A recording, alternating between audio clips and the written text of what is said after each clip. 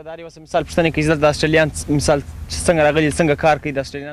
8 o'clock and 17 of Terran Kout's future chippies are keen to get the school day started.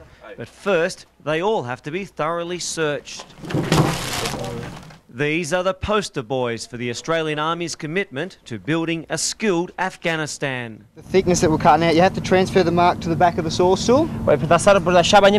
Each is completing a 4-week course in carpentry at the Australian Trade School. Yeah, most of the guys pick it up really quickly, much like a young apprentice in Australia. Enthusiastic, all are paid a wage around $5. Most graduates go on to be employed by local builders and more money. Commanders say it stops them joining the Taliban or working for local drug lords. The idea is to provide everyone with a fair go. And I guess, provided we give everyone a fair go and give them the skill sets that they, I guess, are appropriate for this nation, then everyone gets something out of it. Former students have become teachers, sharing the teaching load. Making desks for a local girls' school, the teaching trade shop rewards the soldiers too. It's like rugby. You can train for rugby and sit on the bench, but when you get out on the paddock, and I'd say we're winning, there's nothing better than the feeling of a winning rugby side. After years of war, a problem the trainers face is illiteracy. Sadly, a student had to be removed from the course recently simply because he couldn't read the tape measure. Are now on our side. What does he think of the war? He's saying, I don't like the Taliban governments because a lot of fighting and terrorism, bombings in the Taliban governments. Now we are very happy.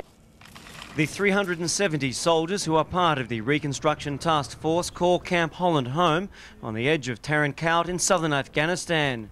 Set up by the Dutch, volley football is the game of choice. By educating, offering hope and a future to thousands of Afghanis, the Aussie soldiers believe they're making a difference.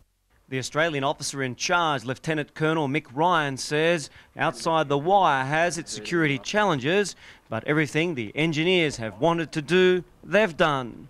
Safe is a subjective measure, I think, depending on how you want to measure it. But where I go and where my soldiers go into the villages, the village heads say to us, when you are here, you are safe with us. At the base hospital is Northern Territory trained trauma surgeon Mark Wright. Of late we've been getting things like IEDs, all right, and they're becoming particularly bad, okay? A lot have been planted and luckily a lot have been found before they explode. Certainly a lot more amputations have occurred here than I've ever seen before. A long way from Royal Darwin Hospital's emergency room, his only patient today is 6-year-old Samuel, recovering from surgery for a bicycle injury.